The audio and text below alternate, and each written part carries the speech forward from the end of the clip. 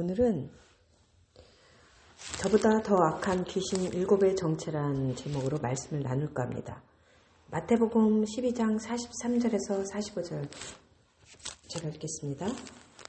더러운 귀신이 사람에게서 나갔을 때 물 없는 곳으로 다니며 쉬게를 구하되 얻지 못하고 이에 가로되 내가 나온 내 집으로 돌아가리라 하고 와보니 그 집이 비고 소재되고 수리되었거늘 이에 가서 저보다 더 악한 귀신 7을 데리고 들어가서 거하니 그 사람의 나중 형편이 전보다 더 심하게 되느니라. 아멘. 본문의 말씀에 물 없는 곳의 물은 일반적으로 말씀 또는 성령으로 많이 해석하죠.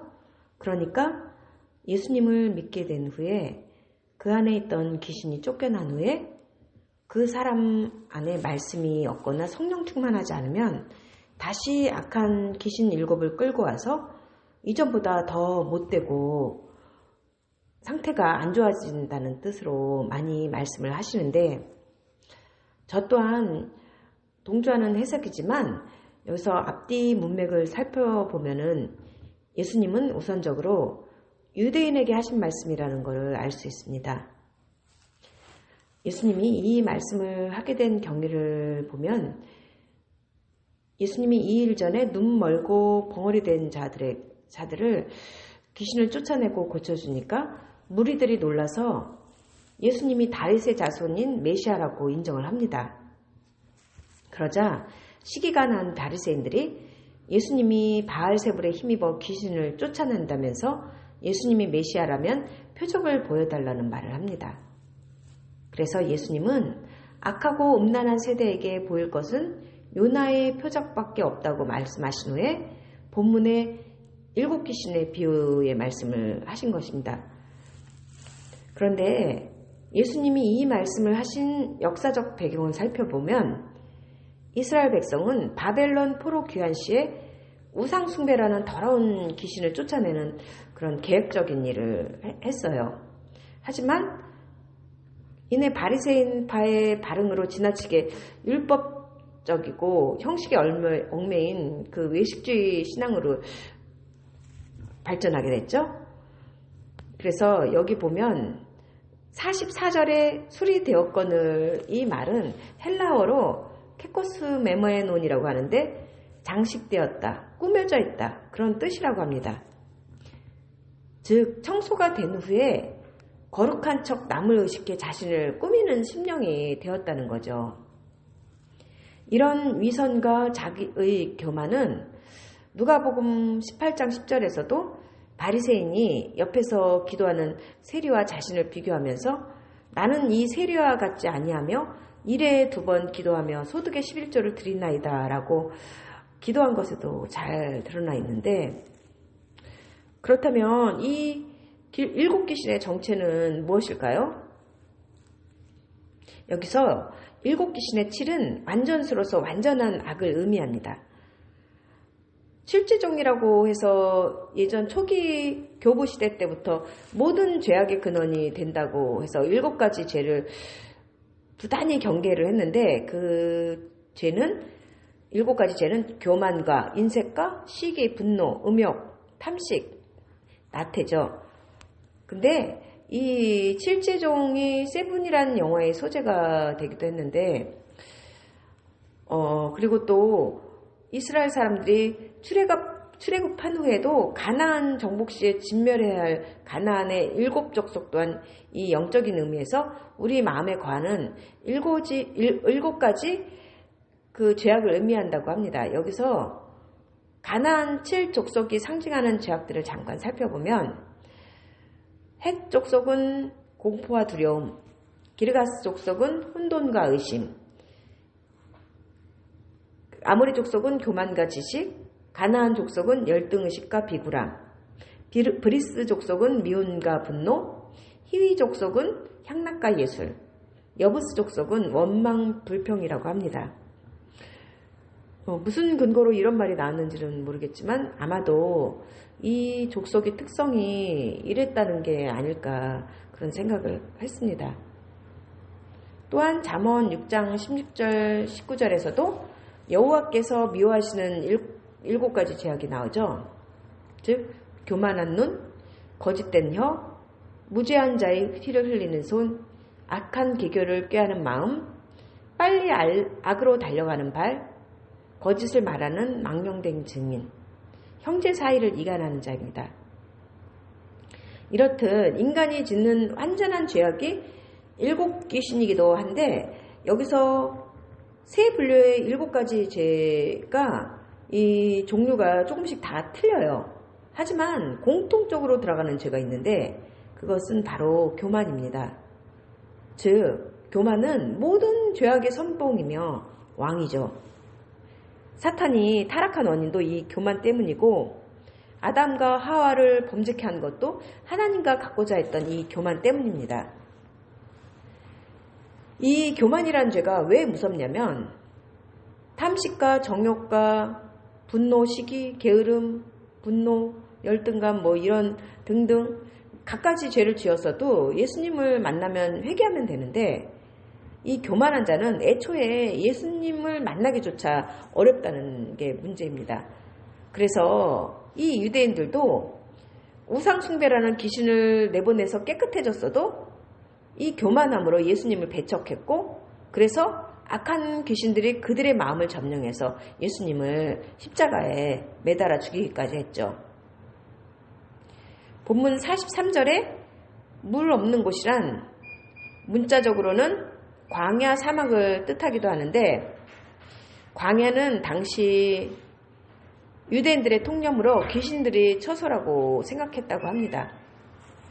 레위기 16장 10절에서 아세사를 위하여 제비를 뽑은 염소는 산대로 여호와 앞에 두었다가 그것으로 속죄하고 아세사를 위하여 광야로 보낼지니라 이 말씀에서 아사셀은 마귀를 뜻하는데 염소에게 백성의 죄를 짊어지게 한 후에 광야의 아사셀에게 보내고 그 염소는 광야에서 유리하다가 죽게 되죠. 그리고 또 마태복음 4장 1절에 그때 예수께서 성령에게 이끌려 마귀에게 시험받으러 광야로 가사 이 말씀도 마찬가지입니다. 이처럼 광야는 물 없는 것을 의미하는데 영적인 의미로 보면 마귀가 거하기 좋은 생명에 거주할 수 없는 그런 황폐한 심령을 뜻합니다. 정말 우린 이 말씀처럼 처음에 예수님을 만난 후에 첫 귀신이 나가는 일이 생기는데 그러니까 예수님의 피로 또는 성령의 물로 인해서 깨끗이 청소가 된 경험들을 우리가 다 하게 됩니다. 그러니까 마치 거대한 물호수로 씻겨지는 것처럼 우리 안에 있는 쓰레기 오물들이 깨끗이 쓸려 비워지게 되는 거죠.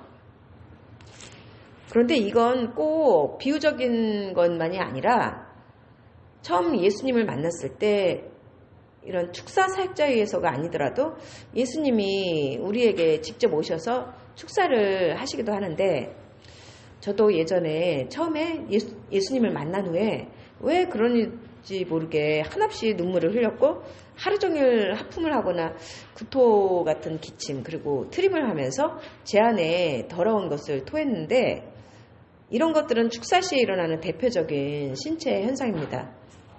그렇게 우리의 심령은 깨끗해지면 예전에 방탕했던 그런 죄악된 습관에서 저절로 멀어지게 되죠.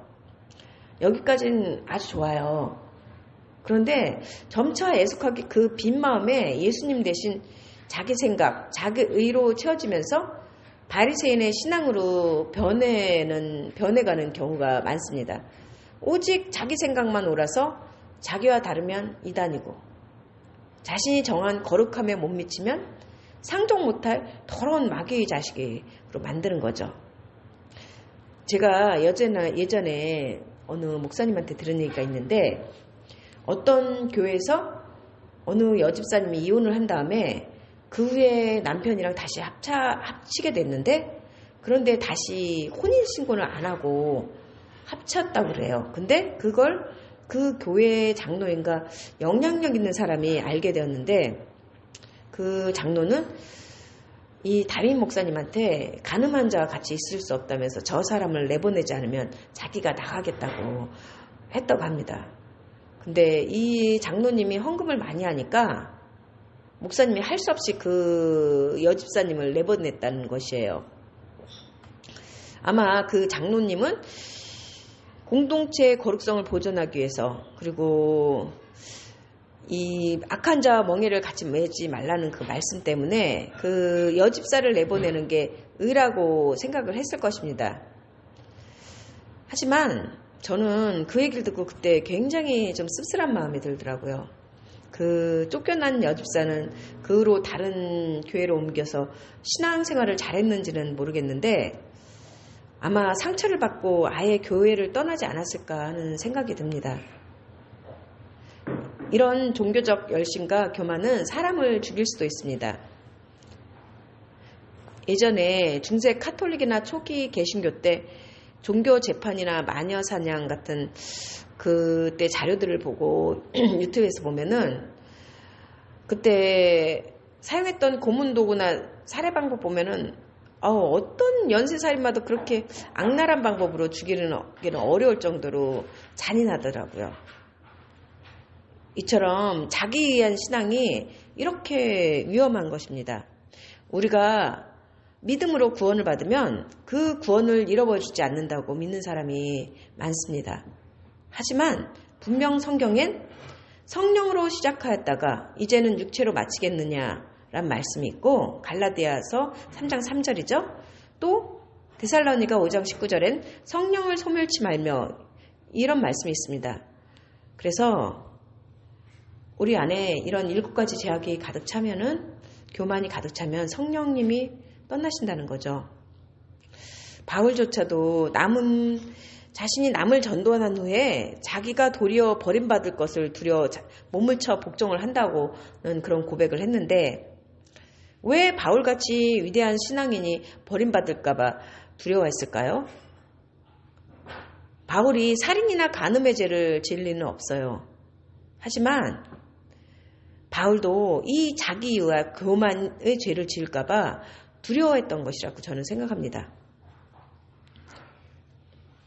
첫 귀신이 나간 후에 그 빈 마음에 예수님 대신 교만이라는 7귀신이 가득 차면 이미 그 사람은 예수님의 사람이 아니라 사단이 사람이 됩니다.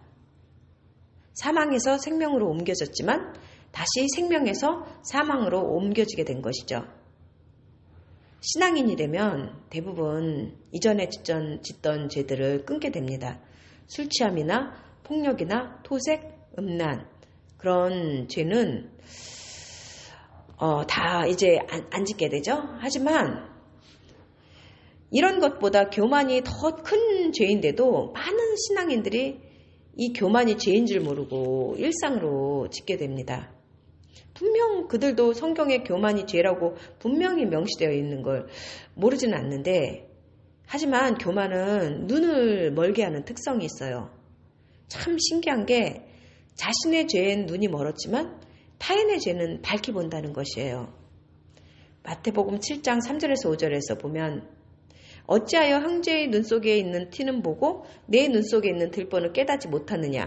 보라, 네 눈 속에 있는 들보가 있는데 어찌하여 형제에게 말하기를 나로 네 눈 속에 있는 티를 빼게 하라 하겠느냐. 외식하는 자여, 먼저 네 눈 속에 들보를 빼어라. 그 후에야 밝히 보고 형제의 눈 속에 티를 빼리라. 이 말씀처럼, 이 말씀과 이런 사람은 우리 주변에 이런 분들 너무 많죠?